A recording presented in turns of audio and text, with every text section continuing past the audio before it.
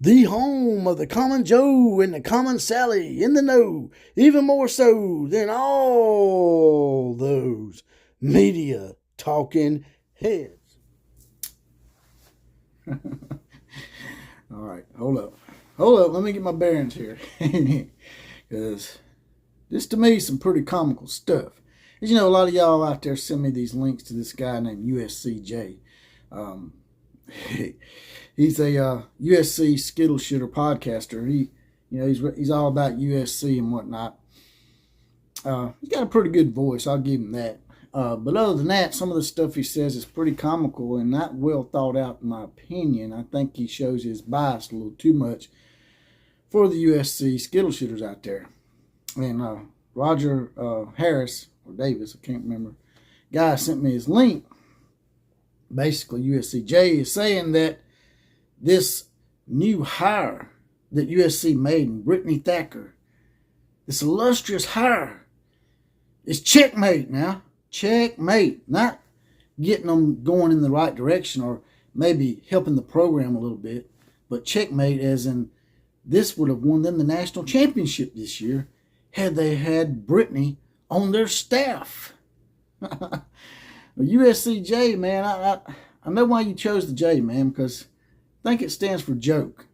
Because this has got to be a joke, right? Let's talk about it.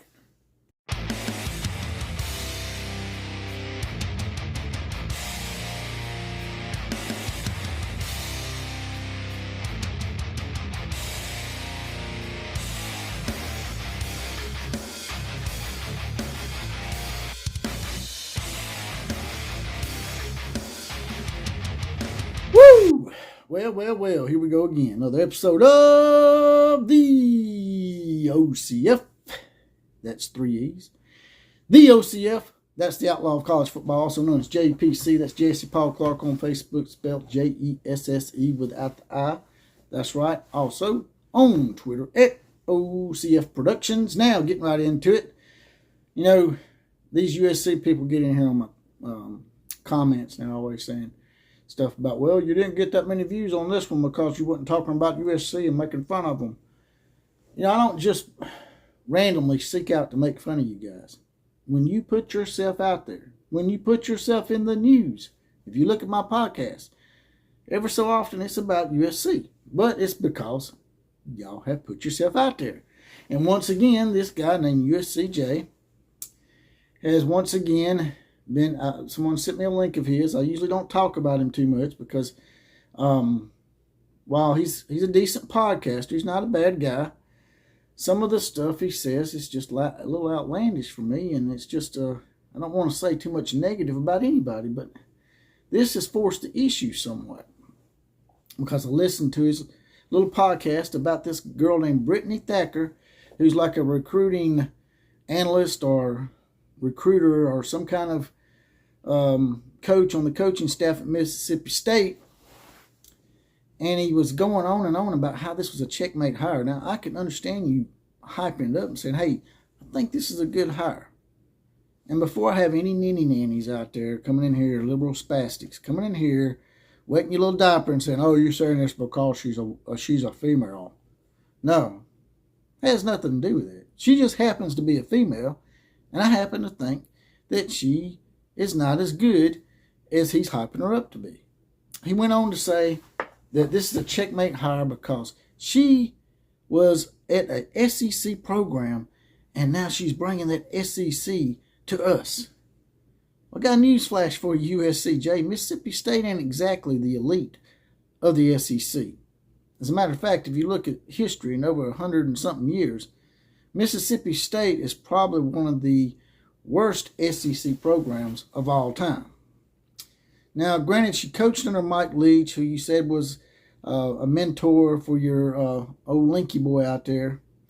But Mike Leach was a good coach. He wasn't a great coach, but he was a good coach, great personality. And we're going to miss Mike Leach. But Mike Leach never won a national championship. Neither has Lincoln Riley, by the way. And Mike Leach was more of an offensive type guy. So was Lincoln Riley. this girl, this woman that's coming to your staff, coached at a mid-card program. A program that, if they're lucky, wins 8 or 9 games a year. Most times it's more 6 or 7. She recruited for a mid-card program and recruited mid-card recruits. You name me one 5-star at Mississippi State that she recruited. She didn't. I'll go ahead and answer it for you. And now she's coming out to USC, and automatically you think that she's going to be the problem. She's going to be the checkmate that's going to put y'all over the top. Man, y'all are desperate. You're grasping, man. Because I got some little notes here. From what I understand, what I've heard, like I said, this was a checkmate hire.